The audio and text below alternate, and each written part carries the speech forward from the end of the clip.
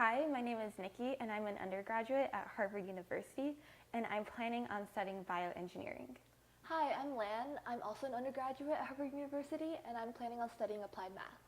And welcome to the China Thinks Big webinar series, and our first webinar is on why research matters. Next slide. Our question today is why research? Next slide. Before we can answer that though, we have to first understand what research is. So research is the systematic inquiry that investigates hypotheses, involves interpretation and collection of data, and from that analyzed data we can formulate conclusions and then hopefully instigate new questions for future researchers to explore.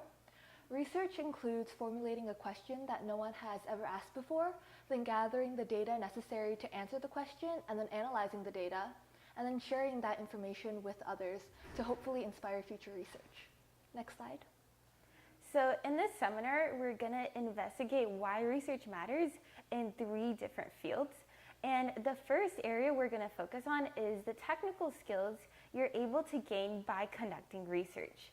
So research provides the opportunity to question and expand upon information that you find in textbooks, lectures, articles, and during school. And by conducting research, you're able to really gain unorthodox problem solving and problem shooting skills. You're also able to understand how to review literature and how to review literature in a way that you're able to increase your knowledge on a specific topic. By conducting research, you also understand how to ask specific yet complex questions. You're then able to learn how to design a study to answer these questions. And finally, at the end of the research process, you learn how to collect and analyze data and compile this data to write a formal research that effectively communicates your findings to others around the world. So really, research in essence is the ability to apply all of these skills in the classroom and in the corporate world and beyond. Next slide. Another reason why you should do research is the social benefits. So from doing research, you get to lead and work with a team of ambitious students. And then from that, you can also connect with scholars on a personal level who can mentor you personally and professionally. And then in competitions, you can present an idea that you're really passionate about to leaders in the field that you are also passionate about, and also receive praise and or feedback from these judges. And you're also able to meet and share the information you learn from research with peers who also share the same excitement for discovery. And then finally, you can make unexpected yet rewarding friendships from doing research and attending competitions like CTP. So one of the most, next slide please. One of the most impactful or most important research reasons for conducting research is the tangible impact. So really by conducting research, you are able to tackle some of the biggest challenges that face China today, even as a high school student. And you're also able to discover a piece of truth that no one has ever known before. And research really forms the basis of knowledge and evidence that incites social, political, medical, and economic change.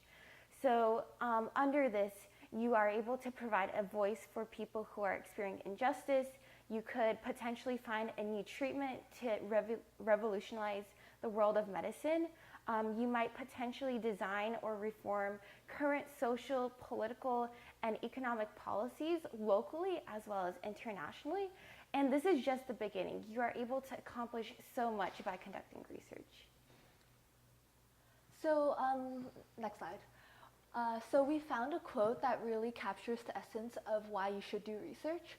So this was written by Dr. Hope Jahren, and she is a geochemist and geobiologist at the University of Oslo currently. And she wrote a memoir called Lab Girl, where she shares her first experience of discovering something new through research. So she writes, "I was not only a quirky bundle of genes, but I was also unique existentially because of the tiny detail that I knew about creation because of what I had seen and then understood." Next slide, please. So how to get started with research? So the first step is gathering a team of students who really share the same curiosity for the specific topic or area you are interested in.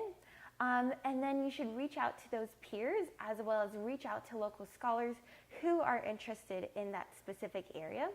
And once you get that initial support system and team established, then you should go about reading academic papers and literature to truly become immersed in the topic you are studying and build a solid foundation that you can later expand upon as you conduct research.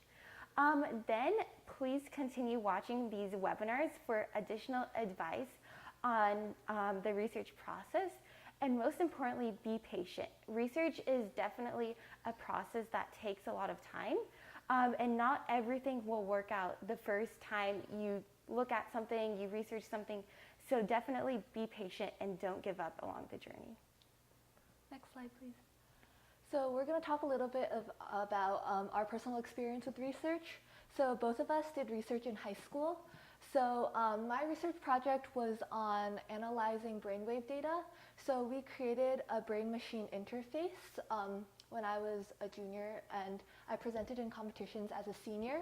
And so essentially we collected brainwave data from a couple of participants, maybe like 30, and then we analyzed this data with machine learning algorithms, and then we were able to use this decoded brainwave data to trigger actions on a computer, such as controlling a cursor or accessing apps. So my research actually spanned 3 years, and it was on the idea of counterfeiting. So counterfeiting is a truly, it's a global economic problem that not only impacts the economy, but also our safety, health, and security. And so what I was trying to do in my research was create some kind of material that is much more secure than the existing security features found on money, banknotes, IDs, secure documents, and even medications.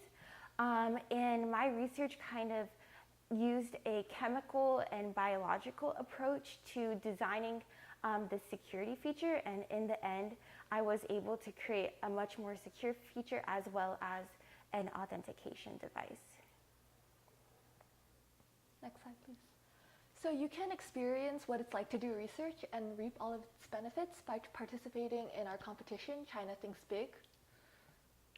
So China Thinks Big is a social innovation and entrepreneurship competition.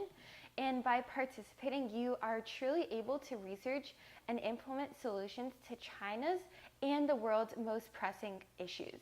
And just as a reminder, the regular application deadline is November 15th, 2017. The structure of CTP first starts with Think Big. So teams conduct a research project based on a big question. About 100 big questions are posted on the CTP website, and it ranges from topics from social science to technology to entrepreneurship. And then the next step is Do Small, where teams can implement their projects in the real world. So this is a picture from last year's CTP conference, and you can see that it's a great time. And by participating, you are truly able to research, so experience the steps of the research process, as well as experience all the wonderful benefits and impacts of doing research that we described today. So you can get started today by visiting chinathinksbig.org to see our question bank and get started on your research.